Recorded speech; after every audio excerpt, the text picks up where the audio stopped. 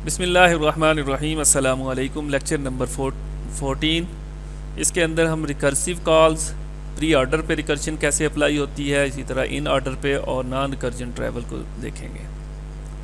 Recursive call या recursive function, इसके लिए अलग से वीडियो भी है और फंक्शनैलिटी आपको अच्छी तरह से समझ आएगी कि रिकर्जन्स काम कैसे करता है, और उसका एक प्रोग्राम देख लें, आपको क्लैरिटी ज़्यादा हो जाएगी। इसमें मैं सिर्फ प्री ऑर्डर रिकर्जन्स पे बात करूंगा कि रिकर्जन्स जो है, रिकर्सिव होता है कि अपने आप में ही एक फंक्शन अगर कॉल करता है और फिर वो फंक्शन अपने आप में कॉल करता जाता है जब तक मतलूबा वैल्यूज़ पहुंचती है, फिर वापसी उस पर वर्किंग शुरू हो जाती है। वही काम यहाँ पे होगा कि हमने प्री ऑर्डर एक फंक्शन बनाया था और आपको याद होगा कि उसमें 3 चीज़ें थी। पहले नोड की वैल्यू थी, फिर उसके बाद लेफ़्ट और फिर राइट वैल्यू प्रिंट होती थी। वो फंक्शन अपने अंदर लेफ़्ट में, चूँकि ये एक कंप्लीट ट्री होगी तो लेफ़्ट के अंदर फिर ये अपने आप को उसी फंक्शन को कॉल कर लेगा, क्योंकि यहाँ पे भी वही काम हो रहा है। वो अपने लेफ़्ट पे पहुँचेगा, वो फिर अपने आप को कॉल कर लेगा और फिर इसी तरह वापसी हो जाएगी। तो प्री ऑर्डर अप्लाई किया 14 के ऊपर और 14 को प्रिंट कर दिया हमने फंक्शन ने, यानी कि फिर रिकर्सिवली कॉल हुआ, उसकी लेफ़्ट पे जाना था, लेफ़्ट पे पहुंचा तो वो भी एक पूरी की पूरी ट्री थी, लिहाजा वहाँ फिर प्री ऑर्डर कॉल हुआ। ये 2 डॉट इंडिकेट करते हैं कि ये इसका इंटरनल हिस्सा है। प्री ऑर्डर 4 को कॉल किया, नोड को प्रिंट करके फिर लेफ़्ट पे अप्लाई हुआ 3 के ऊपर प्री ऑर्डर, ये उससे 2 स्टेप आगे चला गया तो 3 प्रिंट हो गया। नेक्स्ट 3 की लेफ़्ट और राइट पे कोई नोड नहीं है, नल वैल्यूज़ है, बट इसकी भी लेफ़्ट पे अप्लाई हुआ, इसके भी लेफ़्ट पे अप्लाई हुआ, मे भी हो सकता है राइट साइड के ऊपर भी कोई नोड हो सकता था। लिहाजा ये दोनों चेक हो जाएंगे, ये दोनों प्री ऑर्डर इसके ऊपर भी रिकर्सिवली अप्लाई होंगे नल वैल्यूज़ के ऊपर, और वो वापस कुछ भी नहीं देंगे, नथिंग। देन इसके बाद 2 स्टेप पीछे आ जाएगा और प्री ऑर्डर फिर 9 पे अप्लाई होगा, क्योंकि पेरेंट्स को अप्लाई कर लिया था, ये वाली सारी वैल्यूज़ अप्लाई हो गई थी और दूसरी वैल्यू जो थी हमारे पास 9 रिकर्सिवली अप्लाई होगा।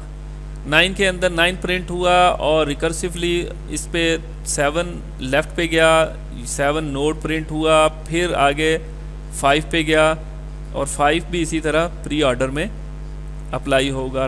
5 की लेफ़्ट साइड पे, फिर 5 की राइट साइड और फिर 7 की राइट साइड, और ये फिर 9 की राइट साइड। इस तरह रिकर्सिवली कॉल हो रहे हैं और नल वैल्यू है तो वो वापस रिटर्न कुछ नहीं दे रहा।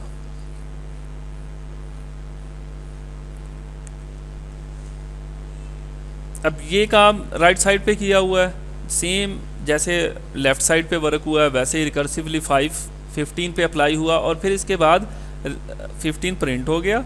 नेक्स्ट रिकर्सिवली जो अप्लाई हुआ वो लेफ़्ट साइड पे है, लेफ़्ट साइड पे कोई नोड नहीं है, लेकिन प्री ऑर्डर इस पे अप्लाई हुआ नल नोड के ऊपर, और राइट साइड के ऊपर जो नोड है 18, फिर प्री ऑर्डर उसके ऊपर अप्लाई हुआ और वो वैल्यू प्रिंट हुई।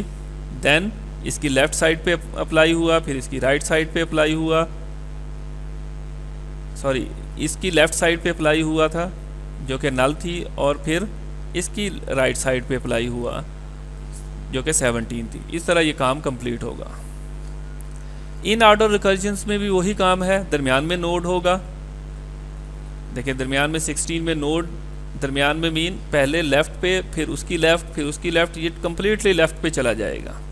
लेफ़्ट के अंदर फिर recursively call in order left है, इसके ऊपर अप्लाई हुआ, इसका भी फर्दर आगे लेफ़्ट है वो अप्लाई हुआ, इसका भी फर्दर आगे नल पे जब अप्लाई होगा तो वापसी हो जाएगी, और फिर वैल्यू जो प्रिंट होनी है 3 प्रिंट हो गया। 3 के बाद इन ऑर्डर नल 3 का राइट आ गया, लेफ़्ट नोड राइट, इसे इन ऑर्डर कहते हैं। दरमियान में जिसके नोड आ जाएगा, n दरमियान में होगा। नेक्स्ट यही पूरी ट्री कंप्लीट होगी तो अप्लाई 4 पे होगा, 4 की वैल्यू प्रिंट हो जाएगी। इन ऑर्डर तो उसमें पहले ही अप्लाई हो गया था और वो वैल्यू प्रिंट हुई, फिर इसकी राइट साइड पे रिकर्सिवली ये भी काम कंप्लीटली इसी तरह ही ये फ्लो कंप्लीट होगा इसका। ये राइट साइड दिखाई गई है, इन ऑर्डर 15 के ऊपर इन ऑर्डर अप्लाई हुआ, 15 की लेफ़्ट नहीं है, लेफ़्ट पे अप्लाई हुआ तो नल है, फिर 15 प्रिंट हो गया। फिर इसी तरह राइट के ऊपर अप्लाई हुआ 18 की लेफ़्ट पे अप्लाई हुआ, इसकी लेफ़्ट पे अप्लाई हुआ नहीं था, नल है 16 के बाद, फिर 16 प्रिंट हुआ, फिर 17 पे अप्लाई हुआ, इसके नल पे अप्लाई हुआ, 17 प्रिंट हुआ, 17 की राइट जो है वो नल है, फिर उसके बाद ये वापस 18 पे पहुंच जाएगा।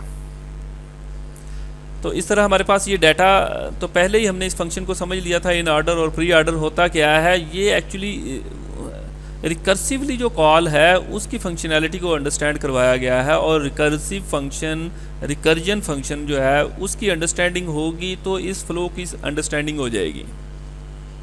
नॉन रिकर्सिवली भी काम किया जा सकता है, ये कोड बाद में देखते हैं, पहले नॉन रिकर्जन का मेथड देख लेते हैं। नॉन रिकर्जन के अंदर क्या है, यही डाटा अगर नॉन रिकर्जन अप्लाई करना है तो इसको पुश करेंगे हम स्टैक में, इसको पुश कर लिया और फिर इसको पुश किया 4 को, फिर 3 को पुश किया और वैल्यू को फिर हमने पॉप कर लिया। इसके नीचे और नल है और कोई वैल्यू नहीं है।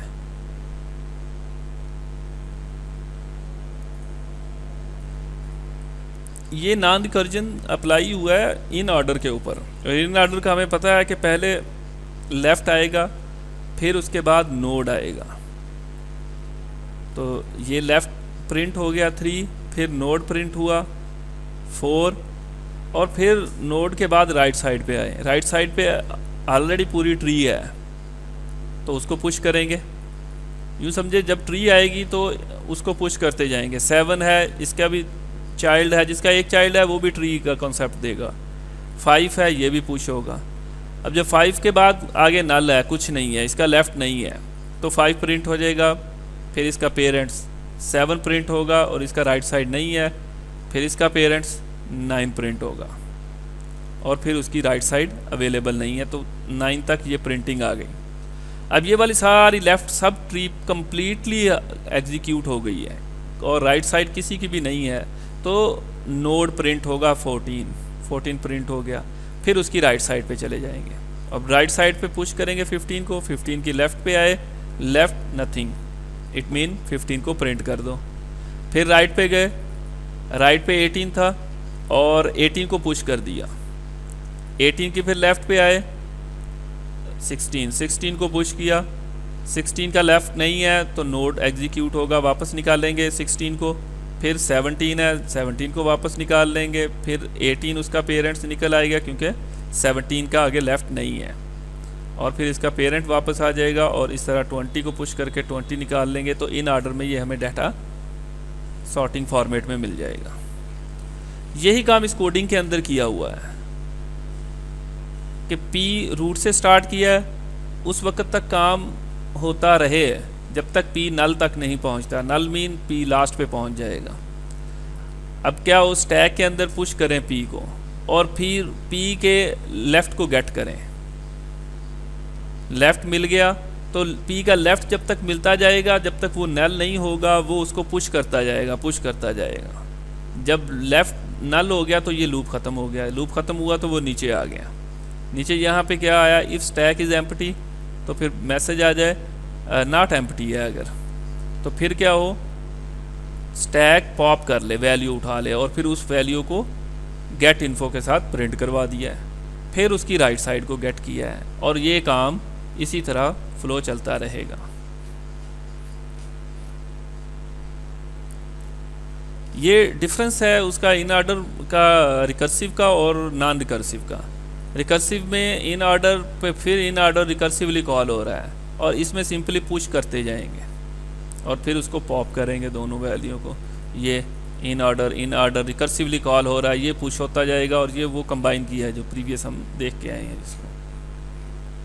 नेक्स्ट है हमारे पास level order traversing. Level order के अंदर लेवल देखा जाता है कि हम 4 को पहले गेट करेंगे, फिर उसके बाद 14 को, फिर ये दोनों नोड लेवल में है, लेफ़्ट से शुरू करेंगे, 4 आएगा, 15 आएगा, फिर अगला नोड देखेंगे, अगला लेवल देखेंगे, उसमें उसके अंदर 3 है, 9 है, 18 है। तो इसी तरह वैल्यू को हम प्रिंट करते रहेंगे। पहले 4 हुआ था, फिर 14 हुआ था, 4 और 15 है, 3, 9, 18 ये थर्ड लेवल के अंदर, 7, 16 और 20 देखें यहाँ पे कोई नोड नहीं था, तो हमने इसको यहाँ से उठाया, इसको लेवल ऑर्डर ट्रैवर्सिंग कहते हैं।